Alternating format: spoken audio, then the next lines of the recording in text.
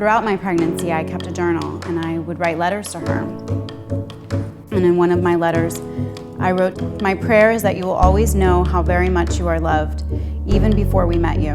Whether you are energetic or relaxed, mischievous or well-behaved, anxious or unconcerned, I promise to love you and nurture your qualities as they arise." You know, Sienna was really tiny when she was first born, but otherwise she was pretty healthy until we went for her 2-week checkup. The doctor discovered a heart murmur. It turned out she had a very large hole in her heart. She had to have the surgery immediately. She just wasn't thriving at all.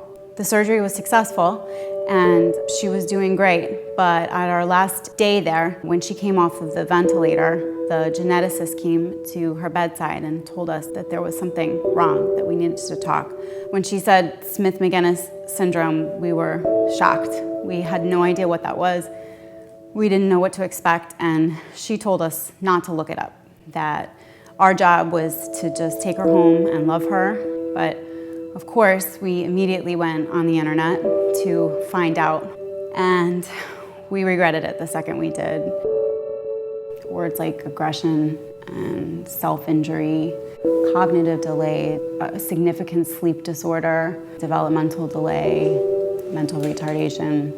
I was horrified. I was petrified, and they basically just sent us home after telling us all of that. I don't really remember the early months of her life.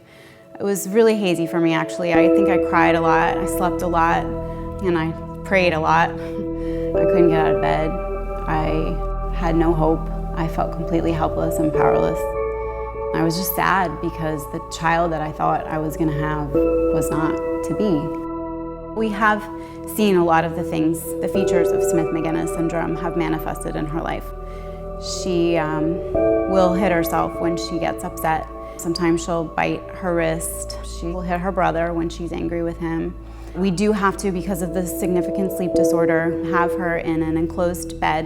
And the meltdowns and the tantrums are frequent. They happen quite often, and they're not easy to predict, and they're not easy to control.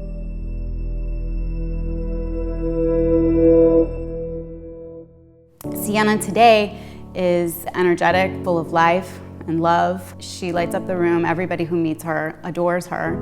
She goes to first grade with a one-to-one aide. She's doing really well in school. She has friends. She goes to camp. We started to see her develop. It was slow, progress was slow, and she was definitely behind, but it was there, and she was really turning into a little person. I felt some of that hope come back.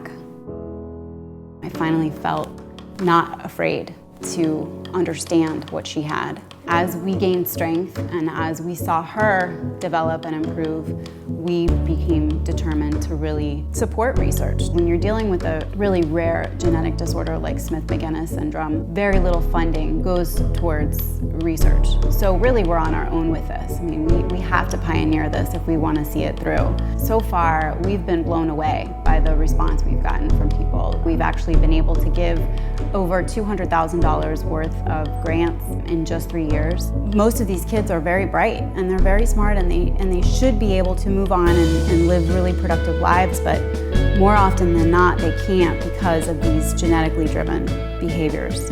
Our goal and our mission is to change the prognosis of Smith-Magenis Syndrome, to really give these kids the best shot at reaching their potential. I want it to be a beacon of light to families out there who get this diagnosis and who are as afraid as we were when we first found out. So when you donate, or when you participate in an event, or when you partner with the Smith-Magenis Research Foundation, just know that you are a part of something huge, something big, that you are impacting a population of people that otherwise would have no hope. And we couldn't do it without people like you.